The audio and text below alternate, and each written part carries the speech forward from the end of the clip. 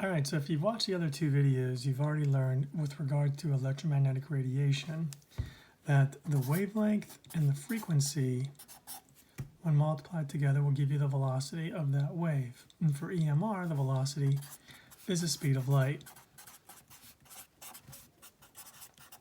which is 3 times 10 to the 8th meters per second.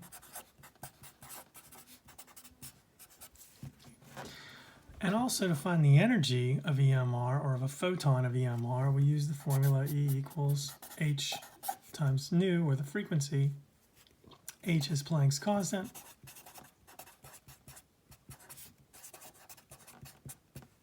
And that's equal to 6.626 times 10 to the negative 34th. That's joules times seconds. A joule, also from those videos, is 1 kilogram times a meter squared over a second squared. So it has units of mass in kilograms, and it has velocity squared in it. Well, as we go on and try and do de Broglie wavelength calculations, de Broglie's postulated that any particle has properties of energy, and energy has properties of matter. That's kind of also what Einstein said with his formula, E equals mc squared, meaning energy is just a function of mass multiplied by the speed of light squared. So since we have two formulas that relate two different sets of quantities to energy, we can set them equal to each other. Since E equals mc squared, it also equals h times nu. With regards to wavelength, since we can use c equals lambda times nu to find wavelength or frequency, whichever we're missing, rearranging this gives h times c over lambda. And we set these two together, mc squared equals hc over lambda. We multiply, or rather divide both sides by c squared, and we get m equals h over lambda c. Why did I make that a c? Keeping in mind that c is just velocity, then our formula becomes m, which is the mass of any particle, equals, well, I really screwed that up,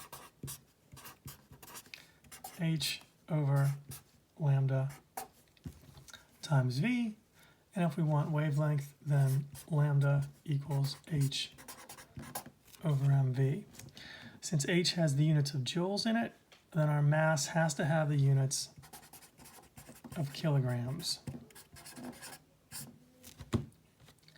For an example, let's look at a simple problem involving a photon, or rather involving a proton moving at a specific velocity. The mass of a proton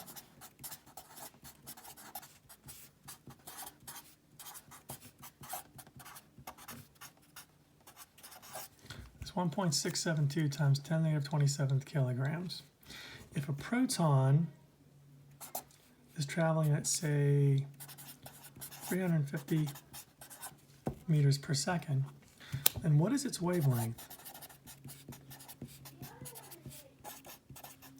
Rather, what's its de Broglie wavelength? Well,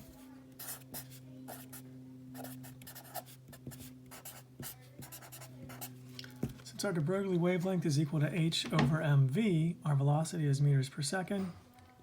H is 6.626 times 10 to the negative 34th joule seconds, and our proton mass 1.672 times 10 to the negative 27th kilograms. Let's look at what happens with the units when we do that.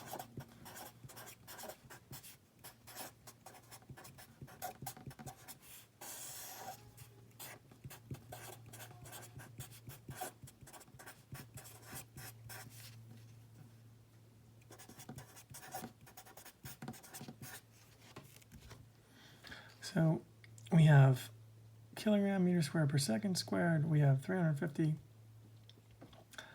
meters per second, 1.672. Unit-wise, you can't really see the cancellation until you break down the joules into its basic units or component units.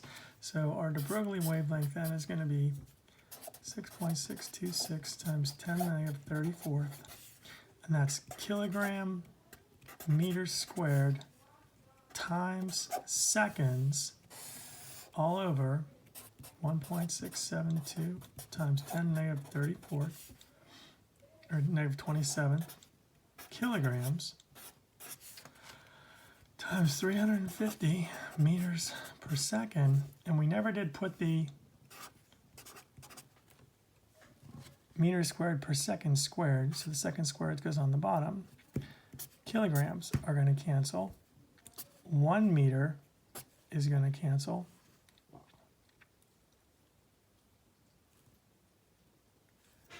And this second will be on top, so we end up getting second squared over second squared, which leaves us with just meters.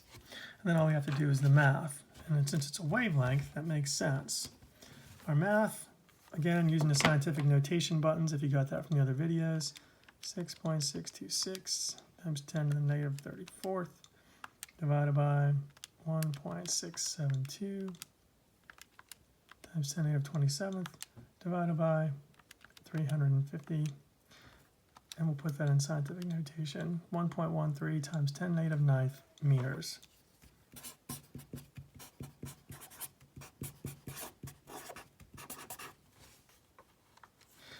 You can rearrange this formula to solve for velocity if you want. If you want to figure out how fast the particle's moving, you would just have to know the de Broglie wavelength then.